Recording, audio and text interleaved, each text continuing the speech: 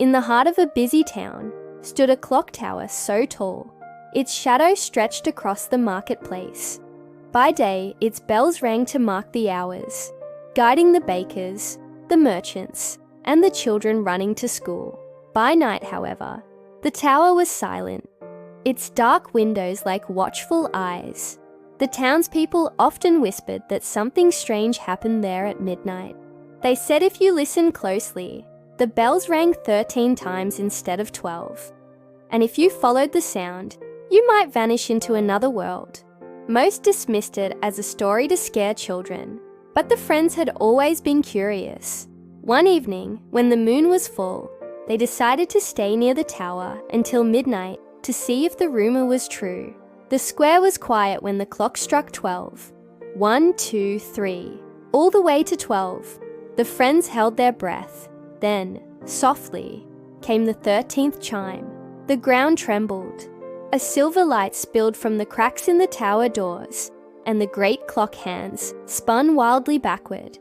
The friends grabbed each other's hands as the doors creaked open, pulling them inside. The world shifted. They found themselves not in a tower of stone, but in a vast hall of gears and cogs, each the size of houses, turning slowly in golden light. The air smelled of metal and magic. From the shadows stepped a figure in a long coat stitched with glowing threads. His eyes gleamed like polished brass. "I am the timekeeper," he said, "and you are late." The friends exchanged confused looks. "Late?"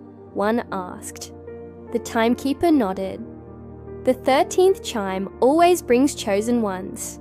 The clock is broken and time is leaking.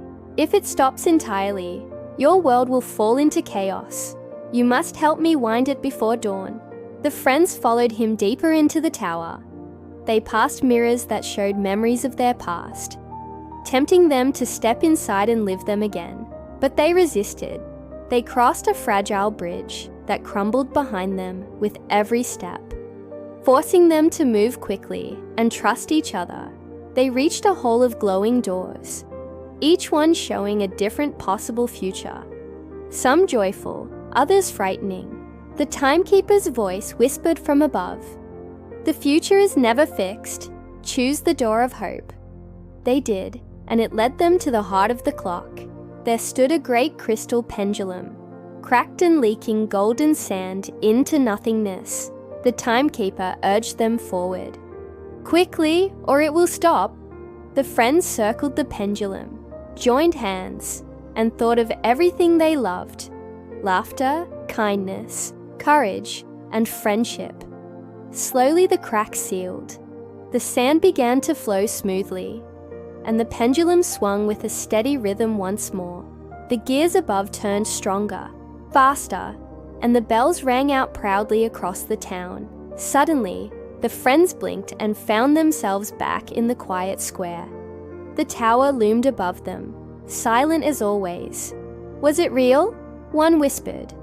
At that moment, the bell struck again, this time only 12 chimes.